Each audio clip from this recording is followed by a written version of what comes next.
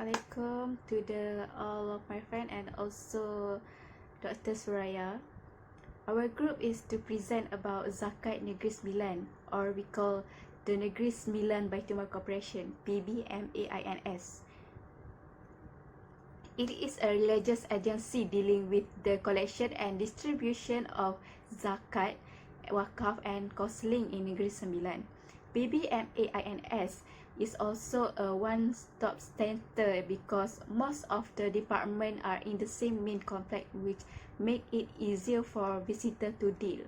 The Negeri Sembilan Corporation is fully operational beginning May 1, 2019 with the establishment of 7 departments, namely Chief Operating Officer, Department of Research and Corporate, Zakat Department, Finance Department, Wakaf and General Resources Department, Administration and Human Resources Department, the Department of Counselling and Special Infrastructure, and the Department of Information Technology. The main core function of the PBMAINS organization are Zakat, Wakaf, General Resources and Counselling Service. So I will continue with the second point, which is improve the quality of life. So how Zakat can improve the quality of life? Zakat is one of the most potent institutions of wealth sharing that promotes the Muslim economic activities and assures a minimum standard of living for the Muslims. Zakat could be a help for the poor and the needy to assist them to become productive recipients in a sustainable form in the economy. For Negeri Sembilan, before they distribute the zakat income, they will assist the poor and the needy by doing some research for who is the most suitable for the zakat income. This is because the money that they receive from the zakat is a big responsibility for them, and they need to be fair in order to help the poor and the needy, such as asnaf people. Before they distribute the money, they will give the asnaf a specific form by categories so that they can help the asnaf by their categories and give the money fairly.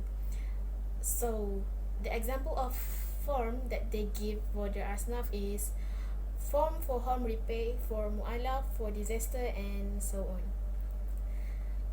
The form that they give to the mu'alaf is the most suitable for the zakat income to be distributed. The zakat fund could be the most helpful for the asnaf people to be free from the poverty and improve their living standard and their quality of life, so they can have more happy life with their family without having a problem by worrying about their life income. So they will have more happy living with their family by having the zakat income.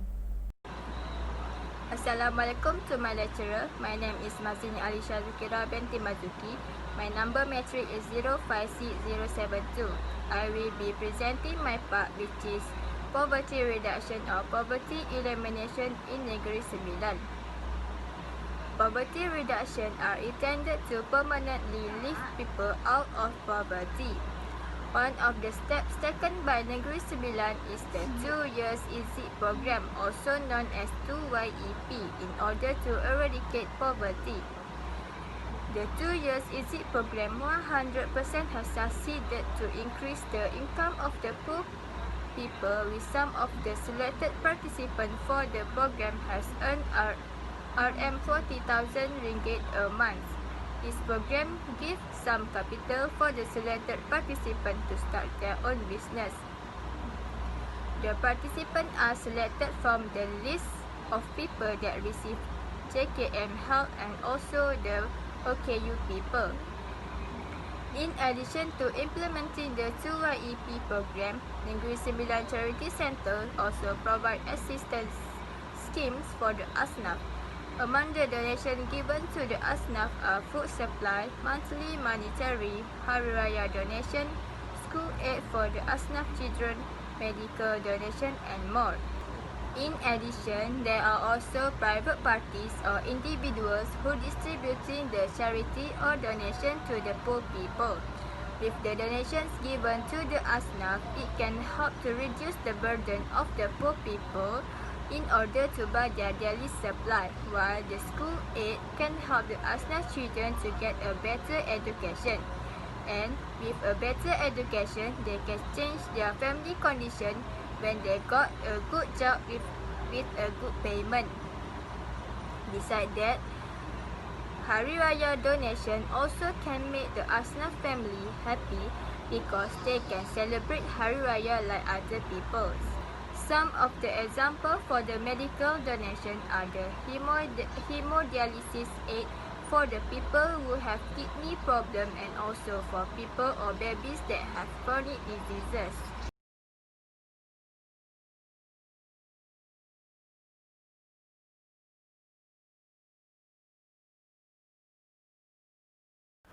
So, in order to see the effect of zakat on income inequality, I would use Lorentz curve.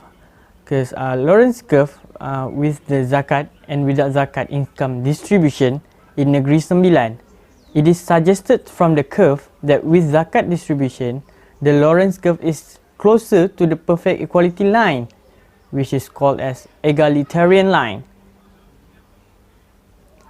This means that with the zakat distribution, there is an improvement in the income distribution of the society towards more equal distribution.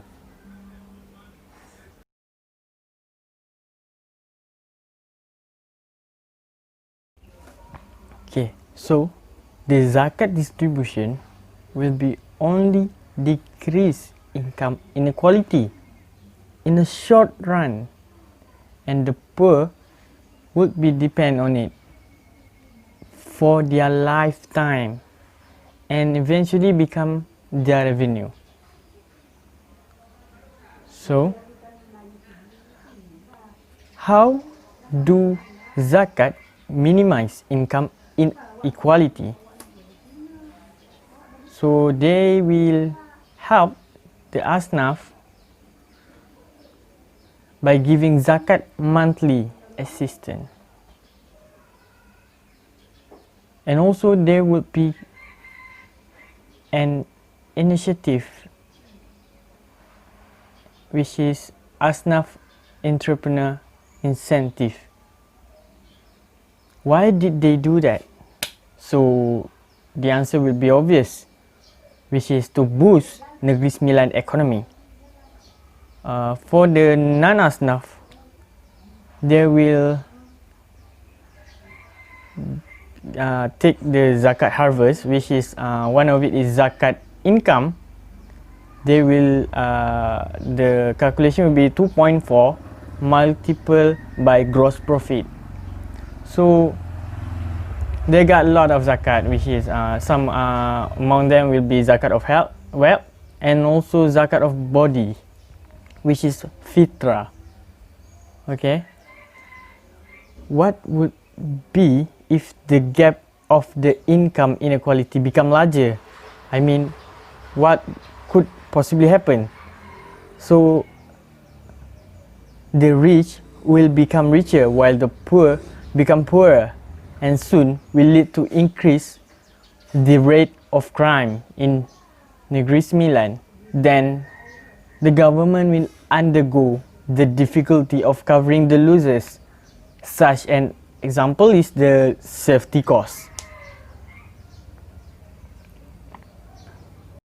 The first common challenge that faced by the zakat institutions in order to collect the zakats is the human behavior. As you know, all the Muslims must take their responsibilities to pay zakat in every year.